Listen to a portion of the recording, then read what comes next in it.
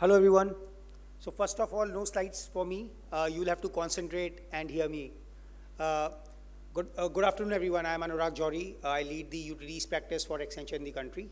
Uh, if you really ask me, the most momentous, the most consequential thing today which is being done is around energy transition. And within energy transition, the electrification of transport happens to be the most critical, component. And it's one component which each one of us will be able to see, look, and feel. You may not know when the electricity is from renewables or from coal, when you are at your place. But when you are using a vehicle, when you are using mobility, it's right there in your face, right? So therefore, I think the EVs which are coming up, the electrification of transport, that's an extremely important thing which each one of us will feel very, very strongly about.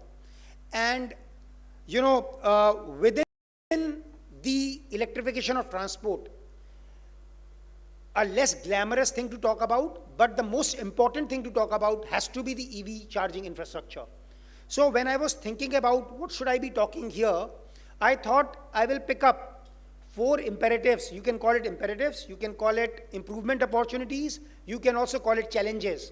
But there are 4 key things we will need if we want to have the right kind of EV charging infrastructure in the country, right? So the first challenge which I see in our country is that our EV charging infrastructure is 3 things which it should not be. It is sparse, it is sporadic, and it is also uncoordinated.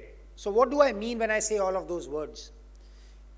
Today India has got around 2 million smart meter, 2 million EVs in the country. However, the number of EV charging points which are public in nature is only about 14,000. What does that mean? That means for every 1,000 EVs, we have only about 7 publicly available charging points, which is not adequate. So therefore, the range anxiety is real in India. If you compare it with China, China has got almost 2.5 million publicly available charging points for EVs, right? So now what do we do for that, right? But even before this, so we said 14,000 charging points. So that was sparse.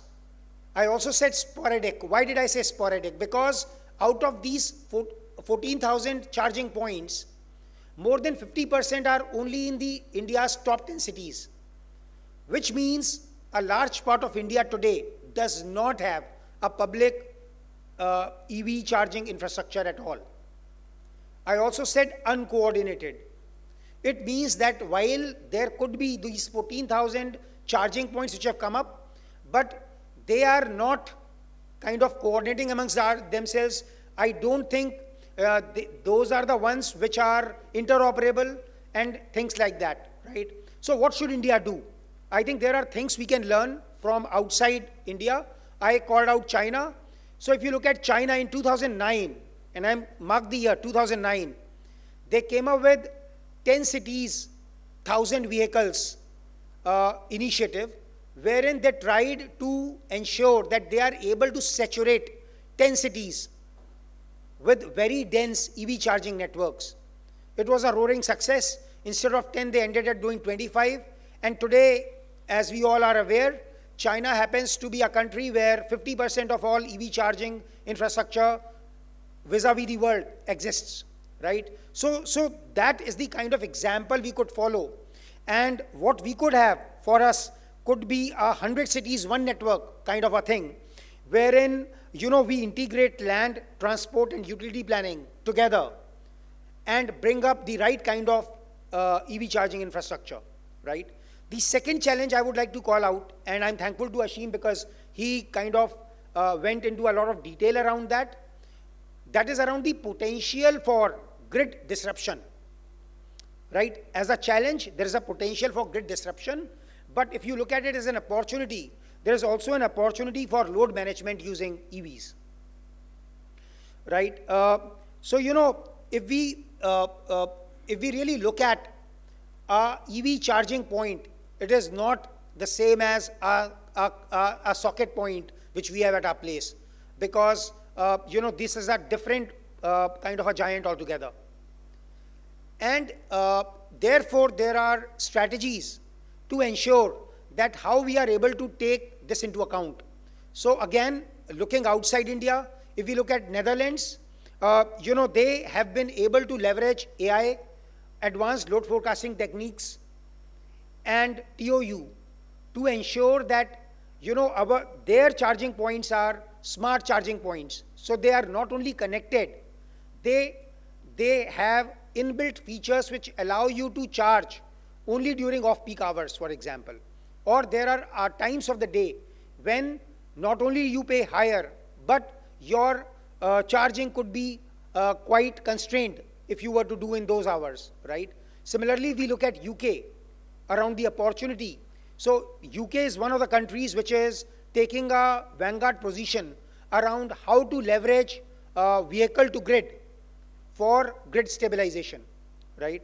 So if I look at India, what are the learnings and what are the kind of things we could do? There are three things I would propose. The first, we need to mandate smart chargers with demand response capability so that every fast charger is intelligent and it is not just connected. The second is we need to subsidize solar plus battery microgrids for smart charging.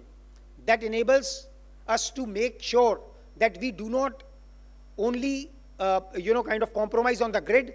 At the same time, we are feeding it with the clean energy.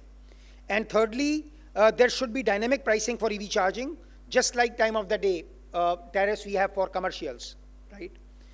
The third aspect, which again maybe I don't hear a lot of people talking about, is around land permits and regulations. If you really look at our country, it takes almost 12 to 18 months to just get the land for EV charging. And if you are trying to get it near a metro or some of the important places, I think it will take even more time. And I'm only talking about getting the land. Then getting the other things in the system done is additional time.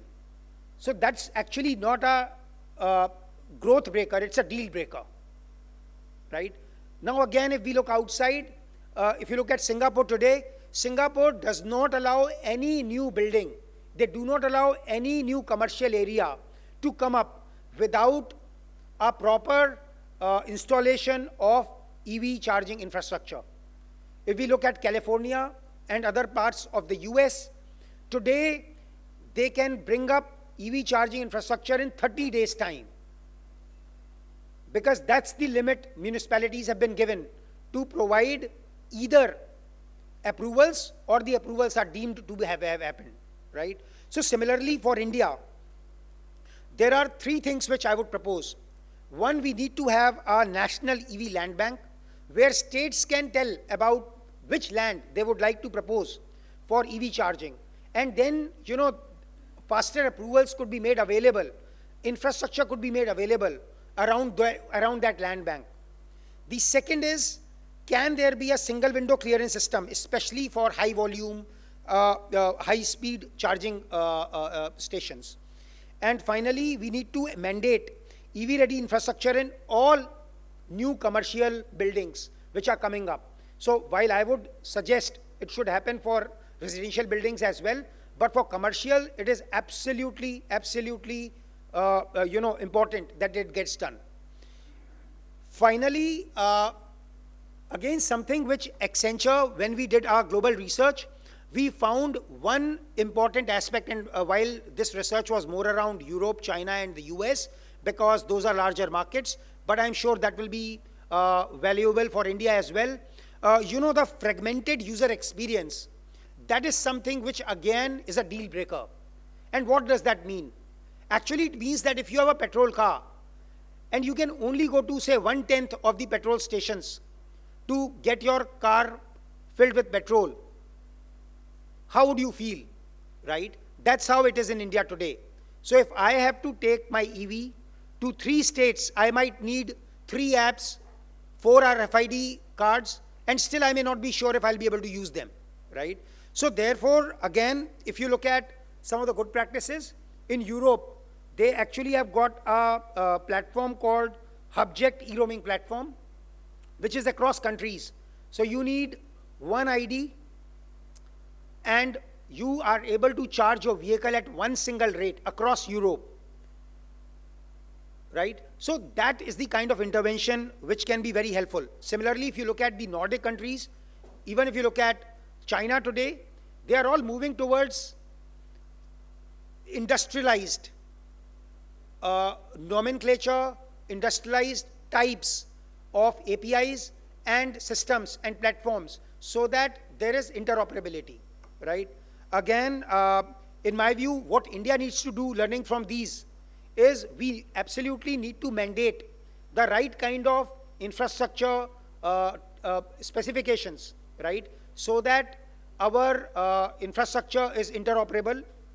We also need something like an app which can give me a feedback on what kind of points are there in my vicinity. Are they available? What is the rating? Are they hygienic, right? Are they fast chargers, or are they or do they have different charging capacities? So what it will enable the driver to do is know exactly where to go, right? So just to conclude around all the things I said, there are 3 things we need to do. One is we need to move from incentives to infrastructure. We need to move from pilots to platforms. And finally, we need to move to from fragmentation to coordination. A lot of people will ask me, can we afford to do that? I believe that's the wrong question to ask. The right question to ask is, can we afford not to do that? On that note, ladies and gentlemen, thank you so much.